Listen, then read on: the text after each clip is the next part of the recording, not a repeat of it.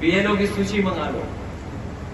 BLO में ये देख लो कि इसमें कोई पीडीए परिवार का तो नहीं है, और अगर पीडीए परिवार का है तो उसे सूची से बाहर कर दो।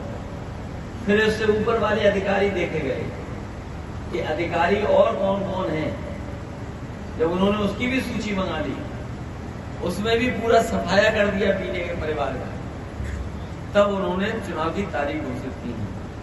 लेकिन बीजेपी के लोग इन्हें भूल रहे हैं। अभी तो हम लोगों ने उन्हें उत्तर प्रदेश में हराया है, इंडिया गठबंधन ने और पीडीए ने मिलकर के 36 सीटें प्लस 7 43 सीटें हार गए।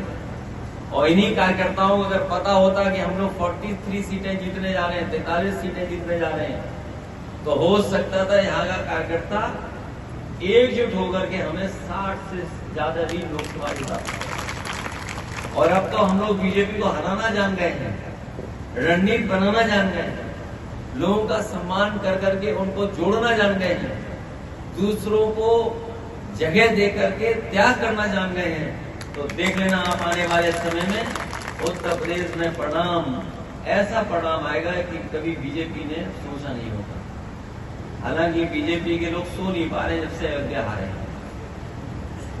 जब एक गड़बड़ सोते हैं तो उन्हें यूपी की याद आ जाती है कि यूपी में कैसे हार गए, और जैसे ही गड़बड़ दूसरी कर करके अयोध्या की याद आती तो फिर नहीं सो पाते।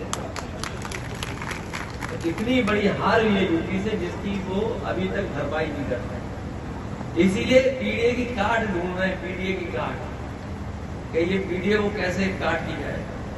हम अपने साथियों को कहना चाहते हैं, पीडीए की लड़ाई वही पुरानी लड़ाई है, कोई ये नई लड़ाई नहीं है जो कभी डॉक्टर राममनोहर लोहिया या उनसे पहले बाबा साहब भीमराव अम्बेडकर, ज्योतिबा फूले या तमाम सामाजिक सुधार को आगे बढ़ाने वाले जितने भी हमारे नेता हैं, या नेताजी या डॉक्टर राममनोहर लोहिया, जिन्होंने जो रास्ता दिखाया वही पीडीए का रास्ता है, वही पीडीए की राह है। जब हम लोग पीडीए की बात करते हैं तो बीजेपी के लोग घबराने लगे हैं और कार्ड ढूंढ करने के लिए कह रहे हैं कि हम भी पिछड़ा और दलित बनाएंगे।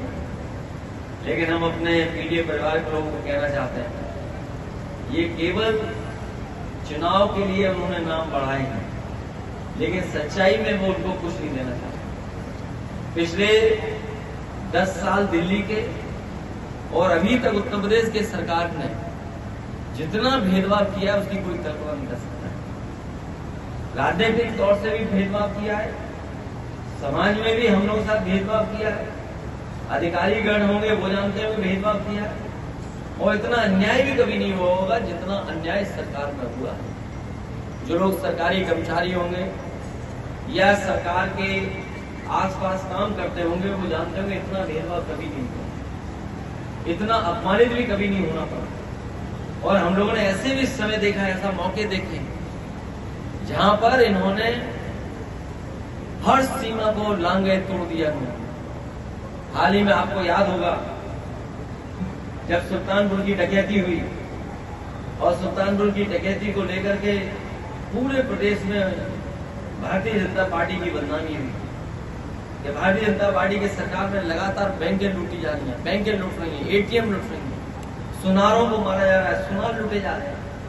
हम आपसे कहेंगे कि बड़ी जिम्मेदारी के साथ वो आंकड़े भी अगर आप निकालोगे तो अभी तक जितनी बैंक डकैतियां हुई हैं सबसे ज्यादा भारतीय जनता पार्टी की सरकार में। इसके साथ साथ हमारे सुनार या सोने का काम करने वाले कारोबारियों का सबसे ज्यादा हत्या अगर कभी हुई है तो भारतीय जनता पार्टी की सरकार में। जब वो जवाब नहीं दे पाए तो आपको याद होगा मंगेश यादव की इन्होंने हत्या करने का काम, और उस पर भी जब सवाल हम लोगों ने खड़े किए तो सोचिए सरकार ने क्या किया, बैलेंस करने के लिए एक छतरी को मार दिया। बताइए कहीं हत्या करके बैलेंस किया जा सकता है क्या? पहले तो आपने एक हत्या की और फिर उसको बैलेंस करने के लिए दूसरी हत्या कर दी। इस सरकार ने मुठभेड़ के बहाने एक हत्या नहीं की है, 2-2 हत्याएं की हैं। और न केवल उत्तर प्रदेश बल्कि देश की जनता जानती है कि कि भारतीय जनता पार्टी न संविधान मानती, न कानून मानती है और न ही लोकतंत्र पर भरोसा करने वाली पार्टी है। इसलिए जब कभी भी जनता को आने वाले समय में मौका मिलेगा, भारतीय जनता पार्टी को ये सबक सिखाने का काम